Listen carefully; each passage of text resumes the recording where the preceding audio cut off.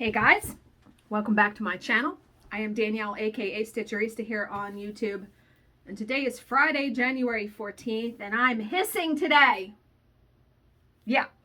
Now, before I get into what my day has been like already, and it's only 10:22 in the morning, do you ever feel like you constantly empty the fucking trash cans in your house? Like, I feel like my office trash can is constantly full, and I even have a bigger one. Like, this is pretty big for an office trash can. Always fucking full. And the kitchen trash can, don't even get me started. So what I usually try to do when I empty one trash can, I'll go around and empty them all. And I have to do that today. Okay. So this morning I had my mammogram. So I was up very early this morning. I was up at like 5:30. Yeah, I can't tell you the last time I was up at 5:30. So up at 5:30 because I was actually going to do a video because I'm going to have a new start. Because I can do what I want. I know, I've changed my plans just so much, and I know Bill's going to come home, he's going to be like, what, you're not working on that project? Not right this minute. My plans for that out the window already, right? So, I'll tell you about the new start in a second. But, I go to the mammogram, and they make you call when you're in your car. And she was like, oh, you can come right in. Now, my appointment was at 8 a.m.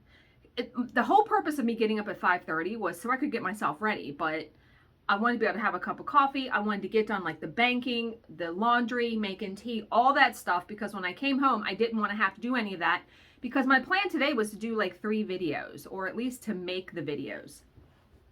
So I go to the mammogram. Now, our health insurance changed January 1st. We did have Care First Blue Choice, and now we have Aetna. The place I go to for my mammogram, which is considered like a boutique mammogram place, but I've gone to them for the past 7 years. I've never had an issue. I like the people, and they read your mammogram right there, which I really like. She's like, oh, we're out of network. She's like, it's going to cost you $230. Fucking A, man.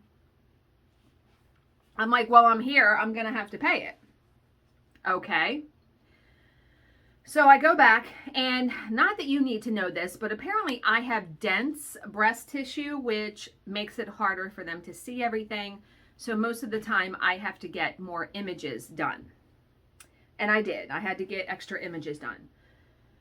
And then she brought me in, and she's like, everything looks good. She goes, I did think I saw something. She says, but I'm 98% sure that it's completely fine. And she looked over everything again.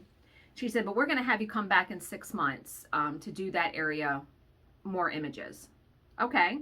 So I have to get another referral, which I need to make myself a note that I need to do that. Because, yeah, even though my insurance doesn't require a referral, they require one. The doctor does. I just got to write myself a note really quick because I'll forget, given that my appointment's not until July. So I get back up to the front and I pay, and she's like, do you want an itemized receipt? And I'm like, no, why? She's like, well, because you can submit this to Aetna. She said, I've had some patients say that they'll reimburse you 80% of it. Okay. Yeah, I would take being reimbursed 80% of $230. And apparently they have an online thing where you could submit it. So I'm going to do that today. So I get out to the car, and I told Bill I would call him when I got out of the appointment. And so I call him. Actually, he called me, and it was like perfect timing. I literally just got in the car and sat down and turned the car on. And I'm like, he's like, what are you doing? I said, I just got out of the mammogram. He's like, oh, I thought it was at 10 o'clock. I'm like, no, it was at 8 o'clock. So he's like, well, how'd that go? And then I told him everything. And when I got to the point about me having to pay $230, he was like, what? He's like, well, you know, do you need to find someone else? I said, I'm not fucking finding another person. I'm not finding another mammogram place because I like these people. I've gone to them for 7 years. They have all of my history. No, I'm not finding. I'll pay $230 out of pocket once a year. Now, if I had something wrong, though, and had to get like biopsy and stuff, I probably would have to find somewhere else to do it or something, because I'm guessing a biopsy is not cheap.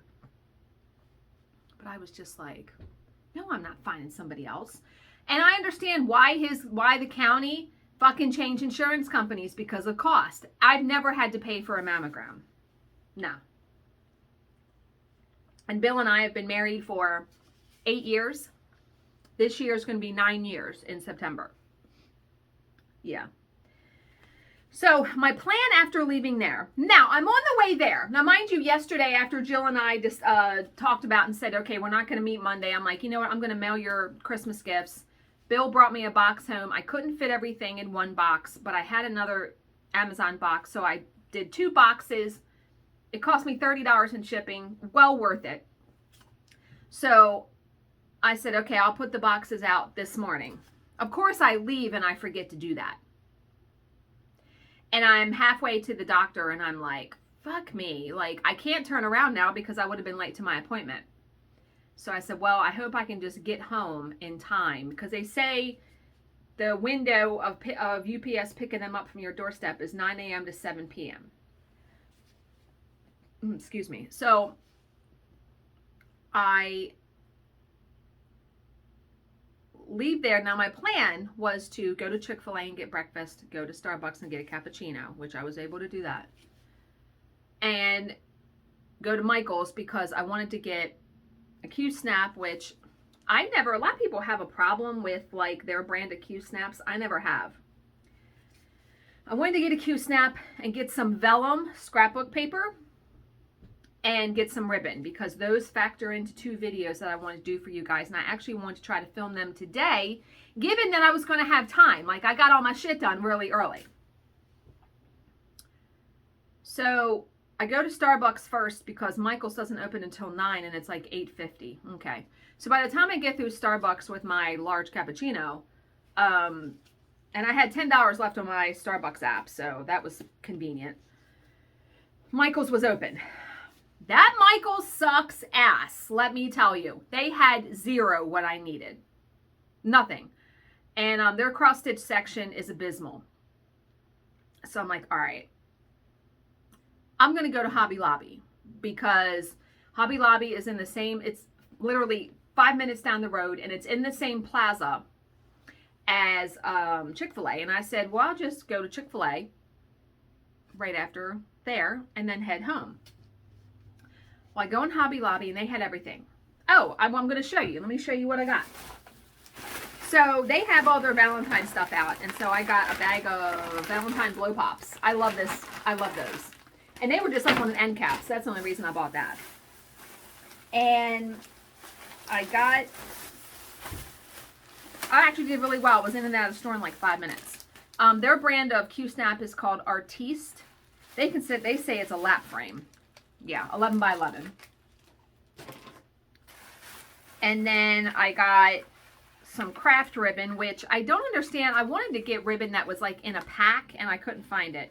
So I just got 4 spools. This will make sense when you see the video. And then I got some vellum, which is so pretty. Like, and the vellum was 50% off, so I was really happy about that. So let me show you the designs I got. Ooh. Got that one. Got this one. Now, I also have vellum on order, so I'm going to have quite a bit of vellum here. This is gorgeous. Look at that. Let me do it this way. That way you can see one. Isn't it pretty? And then some Valentine themed one. Yeah. And then another flowered one, which I really loved this one. Really pretty. That was it. I had gotten 4 sheets of that. So, like I said, that's going to factor into an upcoming video here. And that was all I got from there. So I left there and I was really glad that they had the stuff. But I'm in my car in the parking lot and I'm like, well, let me just order on the Chick-fil-A app, because then you can just pull in the curbside parking, the curbside thing, and it's really quick and easy. When I go into the Chick-fil-A app, they're like, oh, your store is closed for remodeling. What? Of course it is, right? Like, motherfucker. I'm like, okay, well, I guess I'm going home to eat. And when I got home, I put the UPS boxes out very quickly. So they're still out there. And UPS hadn't been here, thank God. But I went out there and I'm like, what am I going to eat? And it's close, you know, it was close enough. Like I had like a little mini bagel this morning. So I was like hungry for lunch. I really wasn't hungry for breakfast. So I used my DoorDash gift certificate and I ordered Taco Bell and had them deliver it. And it was really quick. I got a nachos Bel Grande with no refried beans. And then I got 3 soft tacos. Well, like after I ate half the nachos, I could only eat 1 taco. So I got tacos for tomorrow or whatever, and I don't get any lettuce in my tacos, so they heat up pretty good. But man, it was so good. Yeah, deserve some fucking Taco Bell. And when I was eating the Taco Bell, I ordered more fabric from Stephanie, from Hand-Dyed Fabrics by Stephanie, because I can. I better get this all out of my system in the next 5 hours before Bill comes home, because he's going to be like, I'm going outside. Yeah, so our plan tonight, we're going to have Mission Barbecue for dinner. And he was like, what are we going to do tomorrow night? And I'm like, what do you mean? I'm like, well, we can try to rent a movie or play a board game. You know, we're pretty laid back people. Like, there's only so much to do, right? And the new Scream movie comes out today. So I'm waiting for that to come where I can, like, rent it on demand. I don't know. Let's look while we're right here. I don't know if on Fandango or like Voodoo.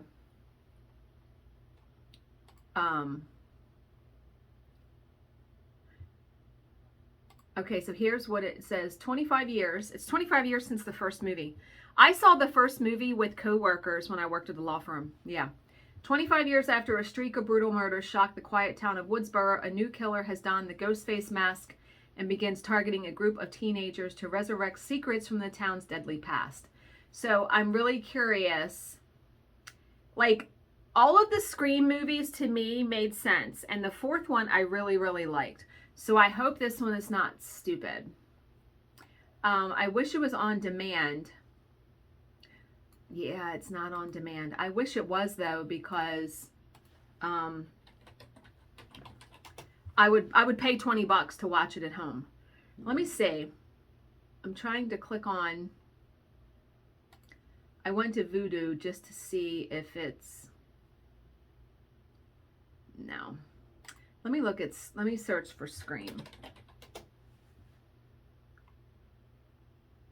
Well, they got the old ones. Yeah, I'm going to have to wait until it comes on, like, because I don't like going to the movies. Okay. So, but yeah, that is what is happening, and it is 10:35 right now, 10:35 a.m. So, what is my new start? It is, after I showed you the 2 Shannon Christine designs, I decided I wanted to stitch them.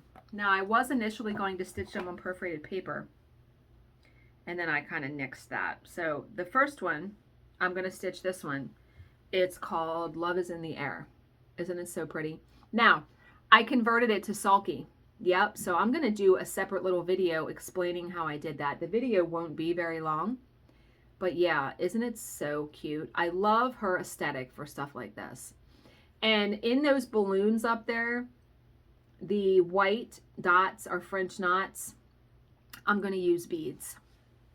So that should be very cute. And I was going to stitch it on 14 count because I have a shit ton of 14 count. But it would have required, for the coverage I want, 2 strands of Sulky. And I was like, So I think I'm going to stitch it on this piece of 18 count. 18 count stone gray, which it's not even gray. I don't even know. It's more like beige. That doesn't look gray to me. So I think I'm going to stitch it on that because I only have 2 pieces of hand-dyed fabric in 18 count, and neither one of them will fit with the floss colors, but I think all of the colors are going to look good on that. So I don't know what I'm going to do with it, if I'm going to make it into a scrapbook layout, because I could go that route, And I really want to, because I know I have Valentine's scrapbook paper and I don't have to pay for framing and all of that.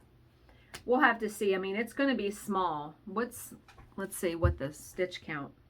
It's only 62 by 74.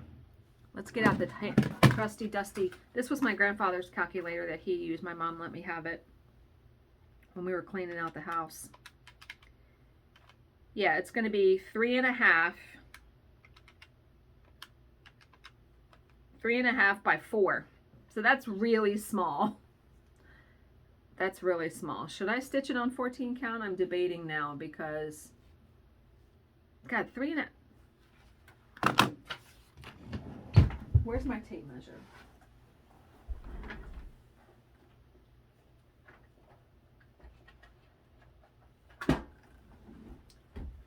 Three and a half. That is so tiny. There's 3.5. And then 4 is only that. Wow, that's going to be so small. But you know what? That would probably fit really good for a scrapbook layout. And I have that heat and bond stuff that I think I'm going to like fringe the ends of the fabric instead of wrapping it around mat board. I don't know. Because when you wrap it around mat board, it makes it puffy. You know what I mean? I'll have to see. If I do the fringe though, I can just use the heat and bond to like iron it to the paper, because I've done that before and it works. And it makes it perfectly flat like a picture. So yeah, I mean, that's going to be small. 3.5 by 4. That's teeny, tiny, tiny, tiny. Teeny, teeny, tiny. But I could do both of the designs. Wait a minute, I'm trying to... Both of the designs, yeah, it's barely over 4. And with one strand. See, that was the thing. I wanted to work with one strand of the Sulky. Oh, I did get in the mail yesterday after I did yesterday's video. Remember, I received the wrong pattern from 123 Stitch. They had sent me the Twisted Rainbow sampler with the specialty stitches, and I had ordered the cross stitch version. So I got the cross stitch version in the mail yesterday. I really want to do this on a piece of Fiberlicious chalkboard. I need to go on there and order 18 count, although she's been out of 18 count Aida for a long time now. So if I place an order, I'm going to be waiting for it. But that would look so good. I love the colors. And you have to stitch this on black. I mean, look at that. It looks so amazing, doesn't it? Yeah. And I don't have... The colors I ordered from Stephanie were not really dark like that. And you need like black or something, because look at all the colors. But yeah, so got that in the mail. But yeah, I'm excited to start something different. I feel like yesterday I was sitting here, and again, I got no stitching done last night because I was fooling with pulling the Sulky and doing all that, and that took time. I feel like I need to have a finish under my belt, right? It's been a long time since I have finished a cross stitch piece. It was like back in the summer when I did the Shannon Christine Designs Hello Summer. Remember I stitched that? Yeah, it's been that fucking long. Yeah, I need to finish something. I need to goddamn finish something! Ugh. I hope I didn't like bust your eardrums out just now. Okay, so, you know, because I'm feeling spicy and sassy today, we're going to do a true crime story because I do not feel like at all reading something inspirational. You know, today has just been quite the day already. Okay, so today's true crime story is Toni Jo Henry.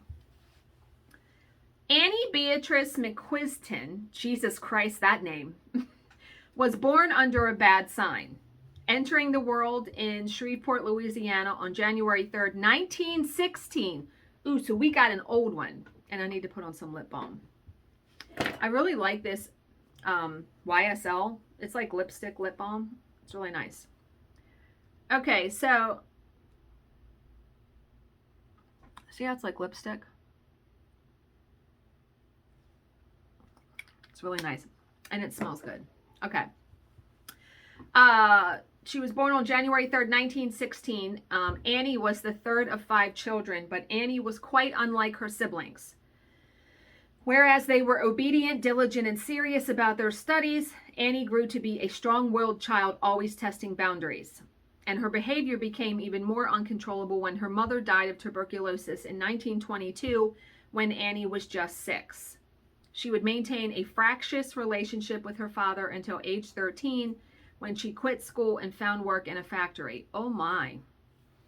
But life on the production line didn't suit Annie's temperament, and so she quit.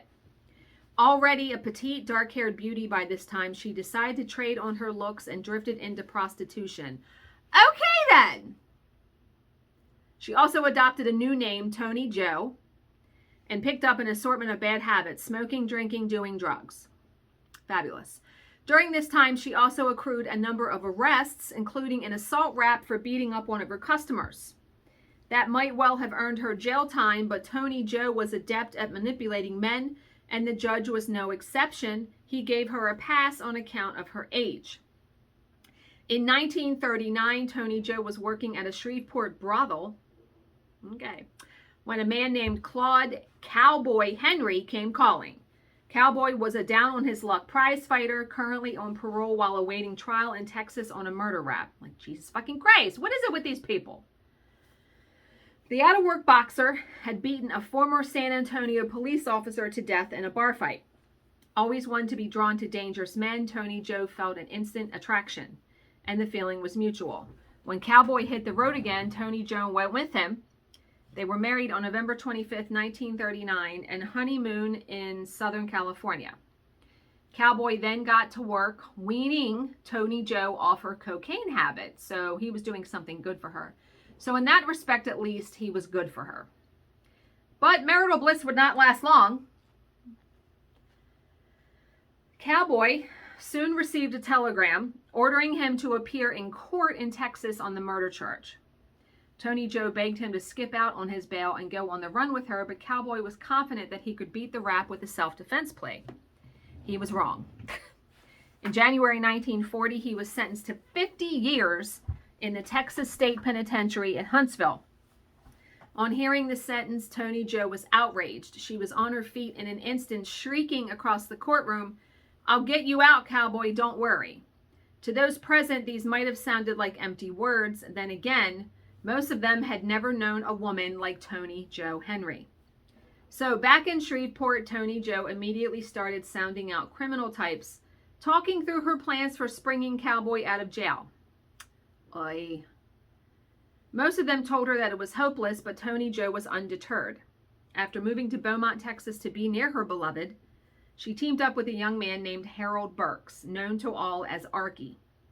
Burks had done time in Huntsville and had a good knowledge of the prison layout.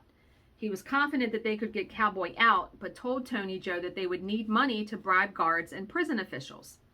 Neither of them had access to that kind of cash, of course, but they did have a means of requiring it. They would rob a bank. And the crimes start piling up now. The branch they decided to target was in a small town in Arky's home state of Arkansas. Getting there would be a problem, though, since the would-be bank robbers did not have a car. Jesus Christ.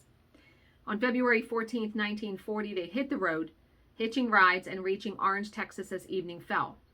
Toni Jo was standing by the roadside with her thumb out when 41-year-old Joseph P. Calloway came along, driving a brand new Ford V8 coupe, which he was delivering to a friend in Jennings, Louisiana. Calloway spotted the young couple and pulled over to offer them a ride. Don't pick up hitchhikers, people. So that would turn out to be a bad mistake for Joseph. They had just passed through Lake Charles when Toni Jo pulled a .32 caliber revolver and ordered her benefactor to turn off the highway onto a country lane. About a mile down that road, she told him to stop. Then she ordered him out of the vehicle at gunpoint and told him to take off his clothes. Oh, Cowboy was going to need something to wear once they sprang him from prison. So, yeah. Joseph Calloway complied with every instruction that Toni Jo gave him. He stripped out of his clothes when ordered, handed over his watch and wallet, climbed dutifully into the trunk of the car when pointed in that direction. He wasn't going to offer any argument to a woman with a gun. Unfortunately for Calloway, he had something that Toni Jo wanted. The Ford coupe was fast and reliable, the ideal getaway car for spiriting Cowboy away from Huntsville. Possession of the vehicle was more or less a death sentence for Calloway, though. Several miles down the road, Toni Jo told Archie to stop the car. Here she forced Calloway from the vehicle and marched him towards some haystacks. She told him to get down on his knees and say his prayers. Calmly, cold-bloodedly, she pointed the revolver at his forehead and pulled the trigger, killing him instantly. Jesus. The callous murder of James Calloway had a profound effect on Archie Burks. Archie may have talked a good game, but he was no killer. You know, he hadn't signed up for this, right? Archie barely spoke a word as he piloted the car towards Camden, Arkansas, arriving late that night. He and Toni Jo then checked into a cheap motel to rest up before the heist they were to pull the next day. Toni Jo fell asleep almost immediately, but not Archie. He just could not get the killing out of his head, and eventually he came to a decision.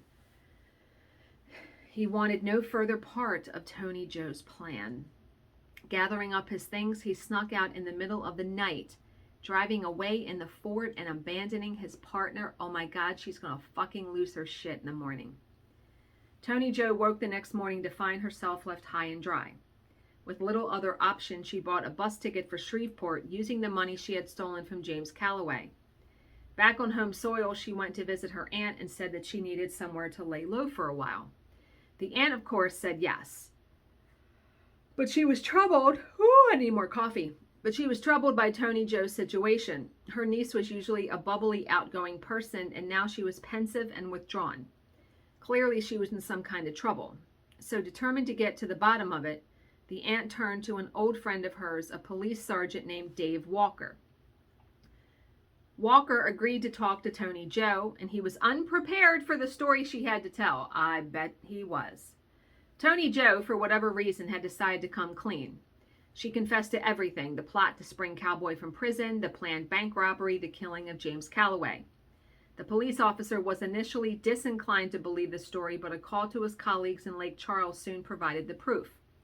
Under Toni Jo's direction, officers went to search a field on the outskirts of town, and it was there that they found James Calloway's body. The bullet that had killed him would later be matched by ballistics to Toni Jo's gun. Initially, Toni Jo refused to name her accomplice. However, she did eventually give up Archie, and he was arrested and charged with murder. He and Toni Jo would be tried separately, but the outcomes of their trials were the same. They were both convicted and sentenced to death. This, however, was not the end of the story, far from it. Oh boy. There would be 2 appeals and a media frenzy surrounding the case. Excuse me. Toni Jo, given the nickname the Tigress in the press, was now claiming that it was Archie who had pulled the trigger on James Calloway and not her. This denial would not save her. In the end, a 3rd appeal was turned down, and so Toni Jo was going to the electric chair. Toni Jo Henry was executed by electrocution on November 28, 1942, becoming the only woman to suffer this fate in the state of Louisiana. Wow. Before her death, Toni Jo admitted that she had lied about Archie's involvement in the murder and declared that he was entirely innocent. But her confession wouldn't save him. Archie would be put to death in the very same chair just 4 months later. And so what became of Claude Cowboy Henry, the man whose incarceration had sparked this desperate and ill-fated scheme? Ironically, Cowboy did escape from prison, making his break 4 days before Toni Jo was put to death. But he didn't get far, though. He was recaptured in Beaumont, Texas within hours. According to Cowboy, he had made the break in order to see his wife one more time before she died. Oy. There was cruel irony in this story. In 1945, just 2 years after Toni Jo was put to death, Cowboy Henry walked free from prison, having been paroled on medical grounds. If she could have just waited a little bit, he would have been out. Cowboy did not last long on the outside, though. He was shot to death during an altercation with a cafe owner on July 15, 1945. They just had trouble swirling all around them, did they not? Like, wow. I mean, at least she came clean in the end, but was it worth it? No, none of that was worth it. None of it. What a hard, horrible life to live like that. No, don't do stuff like that, people. Don't shoot people, rob people, steal cars. Just don't. Just don't. Okay. So how are we going to keep going to unfuck ourselves in 2022? This is a long one. Okay. Most online material is designed to give you momentary relief to make you feel better about your mess without waking you up to a change. Often, it just allows you to confirm you were right, even when there's that nagging doubt you may not have been. Feeling better just isn't enough. Never allow yourself to settle for feeling better about a life that doesn't work. That's called stagnation, and as cliched as it might sound, you are better than that. You know, online, it is so, I have tried to get out of the habit of looking at, checking Instagram, Facebook, YouTube comments, all of that stuff first thing in the morning. And really what I want to try to impart is to pick a time during the day and check that stuff once a day, and then that's it. I have been putting my phone in a bedroom when I'm downstairs with Bill in the evening, so I haven't been on my phone. It just saps your time. Like, you can really get lost down a rabbit hole of Instagram and Facebook and blah, blah, blah. No, not when I could be doing other worthwhile productive things like stitching or diamond painting or whatever. So I'm going to end this here. I hope you guys all have a fantastic weekend. I probably will not, no, I have to come back and do an update story because we have an unfuck yourself thingy for Saturday and Sunday. So I will see you guys tomorrow. So as always, if you have any questions, please leave them in the comments section below, and I will answer them to the best of my ability. Thank you so much for watching and subscribing, and I will see you in my next video. Bye, guys.